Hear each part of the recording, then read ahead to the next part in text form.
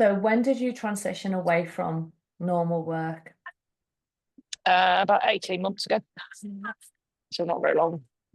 And I feel obviously that you're feeling quite disappointed in how you had projected you would feel being in the situation where you're no longer working and maybe you're working for yourself.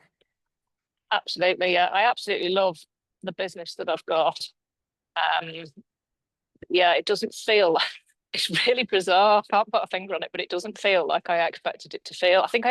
No, that's not true, actually. I think I probably expected it to feel freeing because you've got the freedom to do and to choose and to nobody else making the rules for you.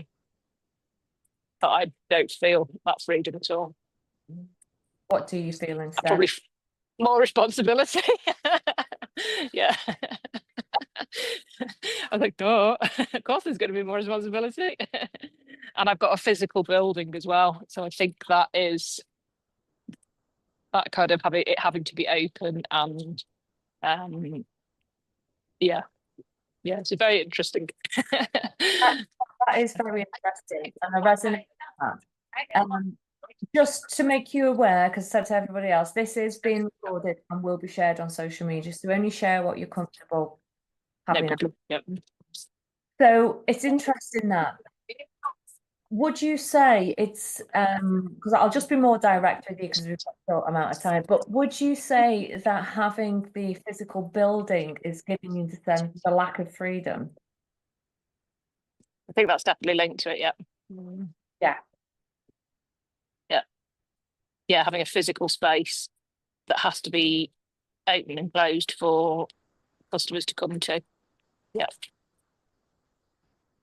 So have you tuned into the solution, as in what if you didn't have that physical building, or in some way that was alleviated, you could still do what you love because you said you love it, recognizing that actually I don't want that responsibility. I've gone in this with a value of need and freedom, and now I have a commitment that Yep. makes this value. So there's a sticky point there. Have you tuned into how that might feel if that were no longer a problem and was no longer there? Yeah. So I put a team in place to do the opening and closing, which is great. I think there is still a certain amount of responsibility to, if they're not very well or something happens and you need to step in and cover, there's always that what if bit of it. You can't completely leave it to run itself. And I accept that because that's part of what having a business is, that you can't just leave it to run itself. You've got to do some of it. But yeah, I think it's maybe having that, and I feel like there's something else. I feel like there's something else I've been put here to do on this planet, and that was my stepping stone to. It was my like first brick, if you like, in the wall of being able to do that. So okay, so there's a big conflict here, isn't there? It's like it's you're telling yourself, right? Do you feel like this is holding you back from fulfilling that thing that you say you can feel is more, this greater thing? Do you feel like where you currently are with the unit and the responsibility, do you feel like it's holding you back, or do you feel like it could be a springboard? Yeah, interesting question.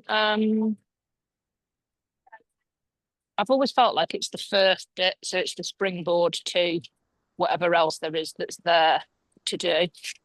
Yeah, I'm going to reflect on that a bit and see if there is something that's there that is making me feel held back, because there's no logical thing for that. Exactly. So it really is about holding a mirror up to what is going on here. What is it about the commitment? Somebody needs you and you've got to be there. What is it about that is really causing you a problem? Because I think there's a lot that can be unpacked around it, which unfortunately not going to be able to do in this half an No, hour. of course. But there's always an underlying, we're telling ourselves one thing, we're feeling another. You're saying, I feel like I've got this deeper mission, higher purpose, but I feel held back. And it's like, well, what is actually holding you back? Potentially just the way that you're seeing things and you've got things set up. So I always kind of choose cards when people come on calls. These are the Caroline Mace archetype cards, and the card that I pulled for you is the Gambler. So every archetype has a light and a shadow size. There's like yin and yang with every archetype. It's got superpowers and then it's like negative side. So the light attribute of the Gambler is the willingness to follow intuition even when others doubt you.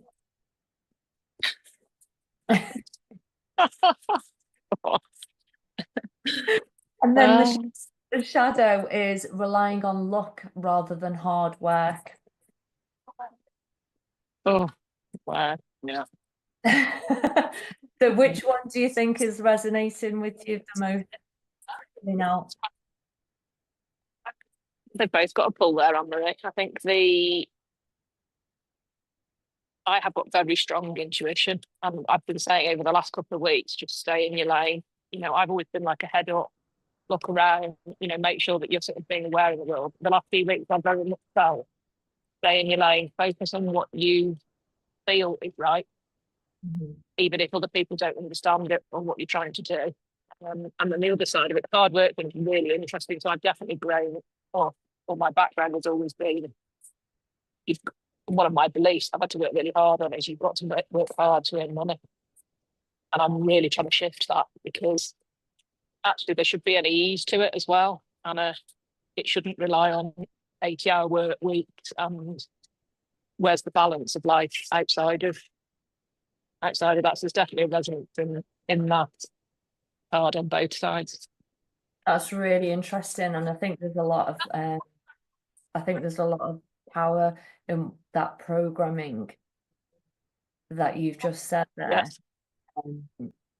And I would definitely hold on to that programming and really dive a bit deeper with it, and see how this is playing out in what the story that you're telling yourself